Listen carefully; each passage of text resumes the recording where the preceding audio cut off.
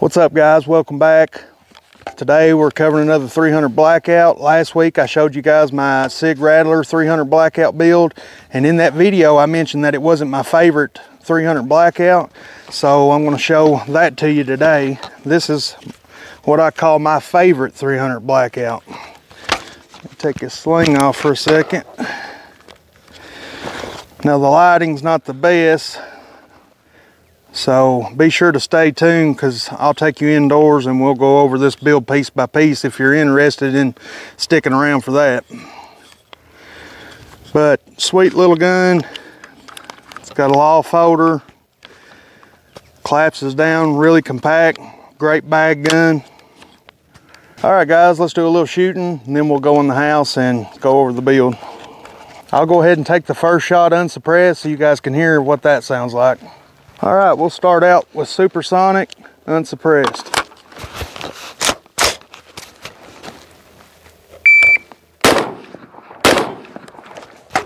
Let's make the gun safe and attach our suppressor. The suppressor I'm running is my 7.5-inch Form 1. This is the MILF Hunter. It's 1.625 diameter can, and like I said, 7.5 inches long. I am running a Griffin taper mount, a Plan A, which mates up to our Griffin taper mount muzzle device. And this gun is clear. Always make sure your guns are clear before you mount up a suppressor. All right, we got our suppressor mounted. Sticking with supersonics.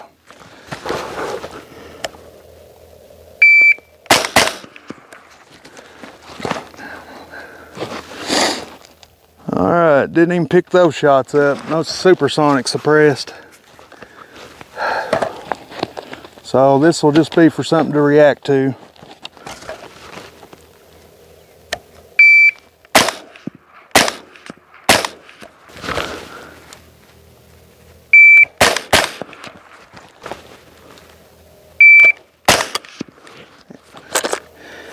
And we're out.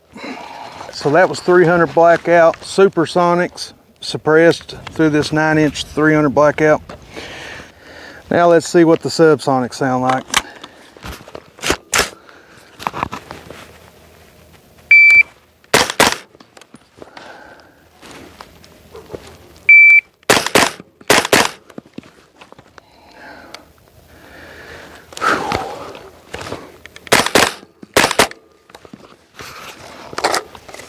One of the big reasons I love this carbine is how well it cycles supers and subs. This does not have an adjustable gas block. It has a fixed BCM gas block. The barrel is, the gas port on the barrel is just right. It cycles these perfectly. Running an H1 buffer, and the gun is just ridiculously smooth. The action is silky smooth.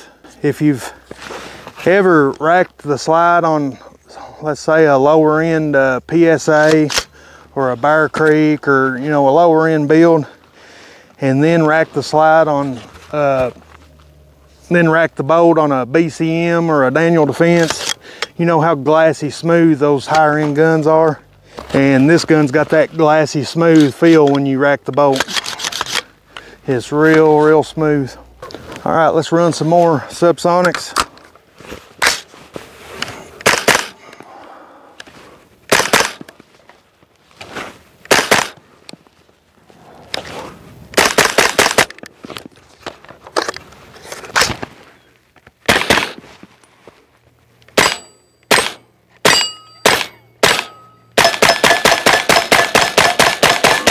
All right, that's a pretty good sample of how this gun shoots and how it sounds between suppressed and unsuppressed and supers and subs. Let's head inside and we'll do a deeper dive, and I'll go over the parts that make up this build. Guys, I wanted to take a minute to show you my campsite page. If you're in the market for firearms, firearm accessories, range gear, reloading equipment, be sure to check out my campsite page. It'll always be linked in the description of my videos. and it really helps out the channel a lot, and it'll never cost you any money to use these links. and in some cases you can save money. So if you're in the market for anything firearms related, be sure to find a video of mine, check out the description, and check out my campsite page. Alright guys, we're going to take a look at my 9-inch 300 Blackout build. Last week I did a video on my SIG Rattler and mentioned that I had another 300 Blackout gun that was actually my favorite 300 Blackout. So today we're going to take a look at that. Let me bring you down to the table and show you what we're working with, and we'll go over all the parts. Alright, we'll start at the front and go to the back. For a muzzle device, I'm running Griffin Armaments Hammer Comp taper mount.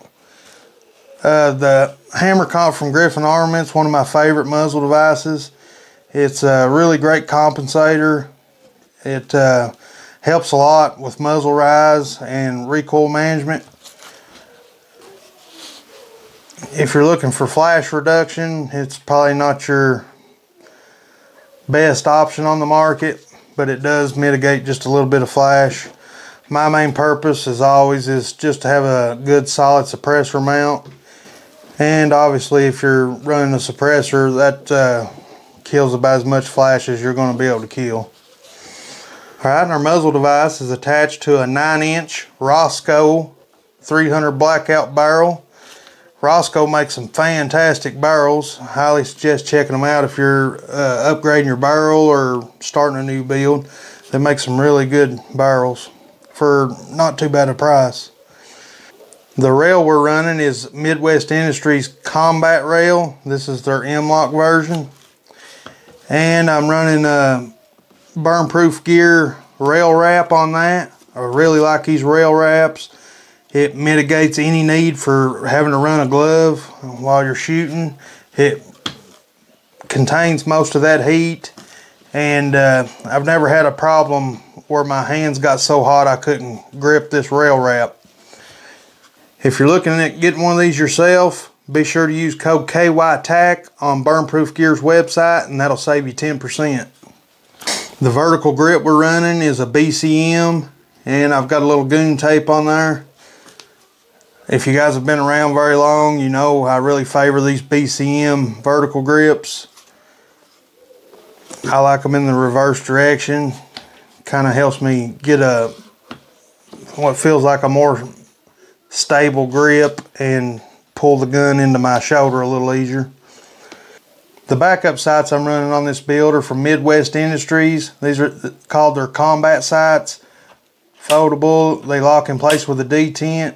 I really like these sights. They're very minimalist. If you can see that rear sight, just has a one size ghost ring. It's kind of in between the size on the A2, the small and the large. The hole in this sight's kind of in between those two. And they work really well. They're easy to adjust. The rear's click adjustable, and the front has your standard adjustment. And they do come with a tool for adjusting the elevation on the front sight. The weapon light I'm running is the Surefire Scout Pro with the mlok attachment. This is the one that you can swivel and adjust where you want it. My favorite weapon light. I love this attachment. Really like these weapon lights. They are pretty expensive, but I do trust them. I've never had one fail on me. And they work really well, and I like the look. I like being able to adjust that light where I want it and keep it tucked in real close to the rail. I'm running the Surefire Scout light with a tape switch. This is Surefire standard tape switch. What is it, a UE? I'm not completely sure. For a sling retention, I'm running this device from Lunar Concepts. They just Velcro around the rail, and you get this little piece of bungee. You'll fold your sling up, lay it against the gun, and then this bungee will come around and secure it in place. Now my rail wrap and my sling retention here is blocking the sling QD mount on the rail, which I don't advise using anyway because they're aluminum, and the steel parts on your sling, your QD part on the sling, will wear that aluminum out pretty quick. So I always suggest using some kind of steel QD sling piece. And this is just Magpul's RSA rail sling attachment, and it works just fine for what it's meant to do. The receivers I'm running are Aero Precision's M4E1 stripped receivers. I really like these receivers. They got that billet look, but they are forged, so you get the strength of a forged receiver with the look of a billet. You get a flared magazine well, winter trigger guard already integrated into it, and they're just really nice looking receiver sets, and they function very well. Here's the other side. The safety selector I'm running is from Radian. I'm sure most of y'all are familiar with these safety selectors. And this one's set in the 45-degree position. I do prefer the 45-degree safety.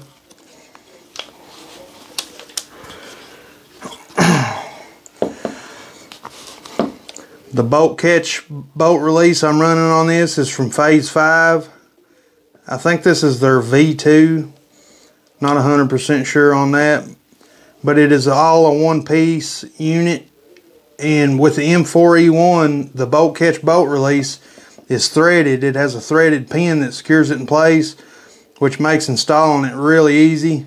If you've ever had to install one on a mil-spec lower receiver, you know what a pain it could be to drive that pin. This simplifies it, and I've never had one back out or come loose. And it just so happens it works really well with these Phase 5 bolt catch bolt releases. So you get a battery assist device that's all one piece and comes together to work really well with this build. On builds where I don't run this, I do run a Magpul bad lever. I've ran them since they came out and just really used to using them. If you do run one of these, you don't want to stick your finger into the trigger guard to operate it. They're meant to be operated just by swiping your thumb or your trigger finger along the outside of the receiver. Swipe up to lock the bolt back, and then swipe down to release it. The optic on this gun is a Holosun 403R. Now this is one of my favorite sights from Holosun. If I'm not going to run an aim point, I'm probably going to run this sight right here. I like the 403R because it's just got a simple rotary knob here to adjust the brightness, just like an aim point. I do run their 403B model on a few builds. It's got the push button brightness adjustment up on top. I have had one of those fail and had to send it back for a replacement. I still use them. I've only had that one fail, but I do run a few of these 403Rs, and I've never had one of these fail. They work very well, and they have a longer battery life of 100,000 hours. Now I'm running this Holosun 403R on a ADM QD mount. This is their 1/3 mount. If ADM makes really good mounts, it secures in place, so you don't have to worry about it accidentally getting snagged and coming loose.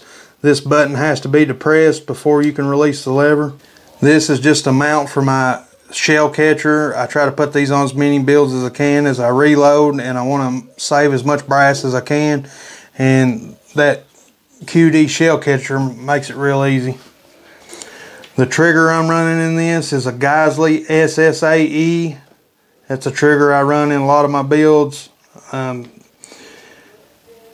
Really nice trigger. If you haven't tried one out yet, check them out. Just a really nice trigger, has a really nice pull. The gun's clear, so we'll check out the trigger pull. It's got a little bit of take up. Here's the wall. A crisp break.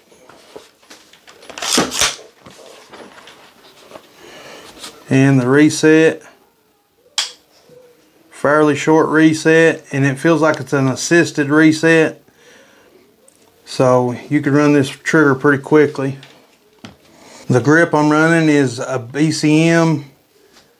This is their Gunfighter, I think Mod 3. One of my favorite grips. I like the more vertical angle of the grip, and you'll see this grip on a lot of my builds. Coming on back, I'm running a Law Tactical folder. This is the only gun in my collection that I run one of these on. As you can see, it folds up really compact. If you wanted to run this gun in a bag, it would be really good for that. It stores into a really small package. The Law Tactical Folder's a real solid unit. I've had this one for a few years now and it still feels just as solid as the day I bought it. They do sell knockoff versions of this. I'm sure you've seen it on Facebook. I would suggest staying away from that. But obviously it's your money, do what you want with it. These are pretty expensive for what they are, but they're very solidly built. So if you want something you can depend on, check out the Law folder. For my end plate, I'm running a BCM QD end plate. Don't really use it that much, but I do have the option there.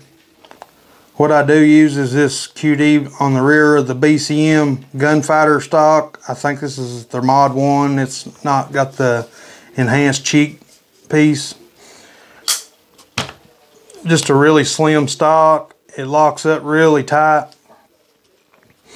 adjusts easy, and one of my favorite stocks. It's not that big.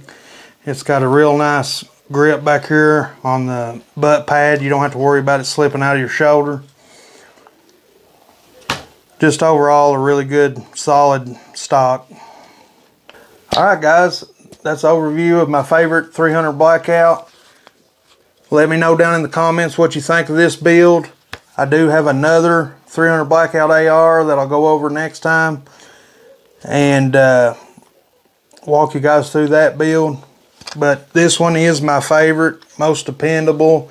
I've never had it fail to cycle, subs or supers, suppressed, unsuppressed. It cycles everything. It's just running a standard gas block. It's not an adjustable gas block. It's just tuned just right for everything.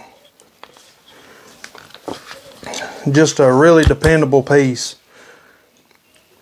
So be sure to let me know what you think about this build in the comments. Be sure to hit that like button and subscribe, and be sure to catch us on the next one. Thanks for watching.